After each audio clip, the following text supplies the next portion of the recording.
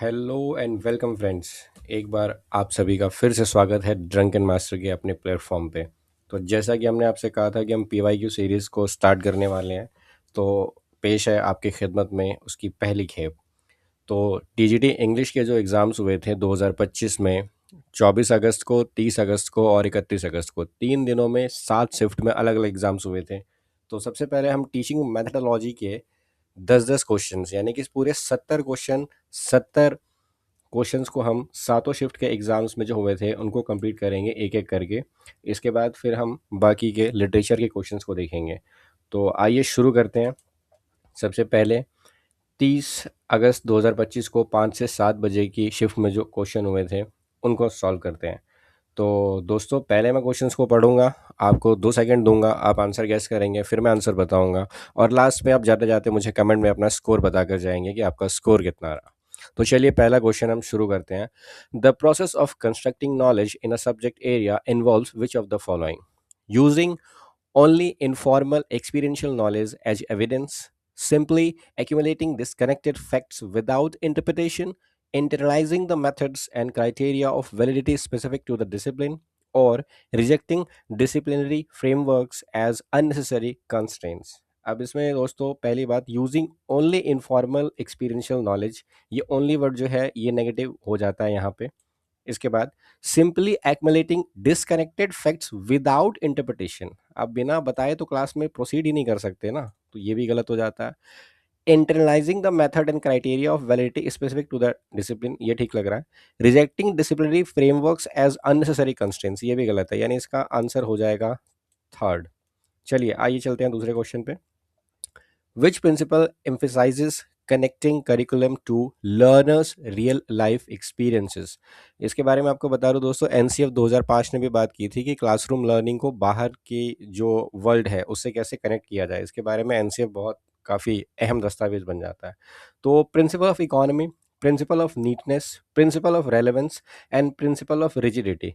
तो यहाँ पे बात कर रहा है कि life experience, real life experience को हमें कनेक्ट करना है, तो कनेक्टिविटी के लिए आएगा रेलेवेंस। इसका इसका आंसर हो जाएगा principle of relevance.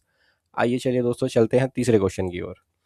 Which of the following subtly reflects gender bias in the curriculum? Subtly means something in hidden, कुछ ऐसी बात जो सामने से ना बताई जाए, छुपा कर की जाए।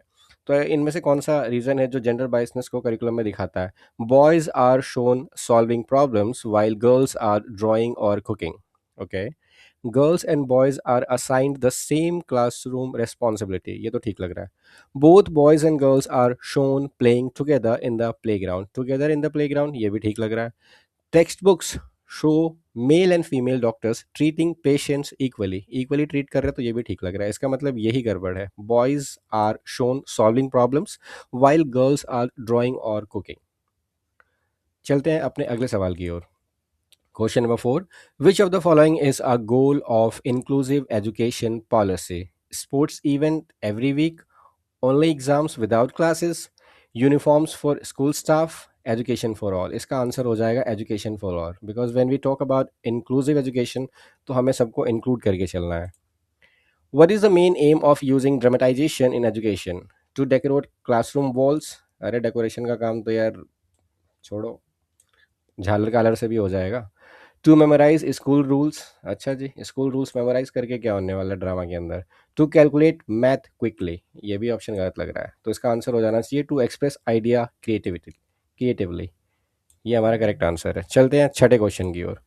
Question number 6, which of the following best describes translanguaging? Translanguaging means it is a condition, it is a term which is used when we mix two, three or more languages and very fluently we exchange meanings.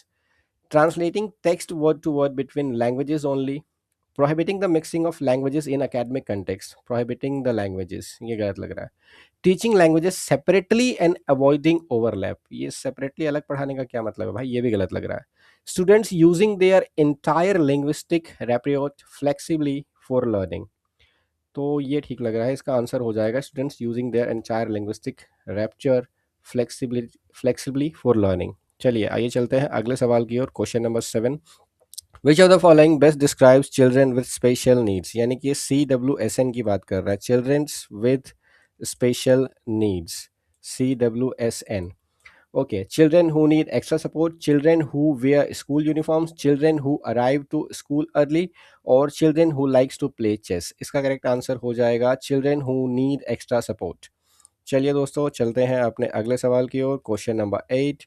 Which curriculum approach is most align with developing democratic values and social justice? Author centred curriculum, classical content model, humanistic curriculum design, or technical scientific approach?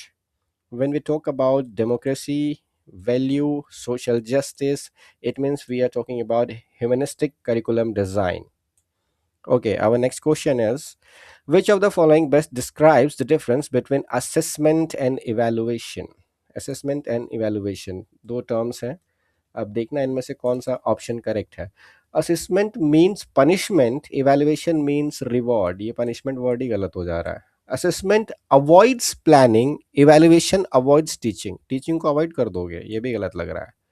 Assessment improves learning, evaluation judges learning, और assessment collect marks, evaluation print reports. अरे भाई, report print करने का काम तो printer का है ना, इवैल्यूएशन क्यों प्रिंट करने लग गया? So the correct answer is assessment improves learning, evaluation जजेस learning.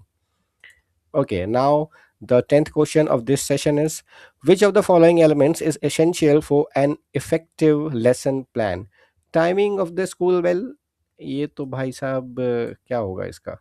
Length of school gate, अच्छा जी, 5 मीटर का है कि 10 मीटर का है? स्कूल के गेट का क्या करेंगे? कलर ऑफ क्लासरूम वॉल्स, नीला पोत दो, पीला पोत दो, जैसा मन करे वैसा पेंट कर दो, क्या प्रॉब्लम है? Clear learning outcomes. This would be the correct answer. Clear learning outcomes. Which of the following elements is essential for an effective lesson plan? Lesson plan के लिए clear learning outcomes बहुत ज़रूरी है. अच्छा दोस्तों, लेसन प्लान से एक चीज़ याद आई. लेसन प्लान के कंटेक्स्ट में आप मुझे बताइएगा कि जब हम लेसन प्लान बनाते हैं उसमें एक टर्म को हम यूज़ करते हैं PKT. इसकी फुल फॉर्म क्या होगी? What do we mean by PKT in lesson plans?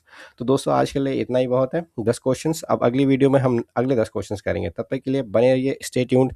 Thanks all of you.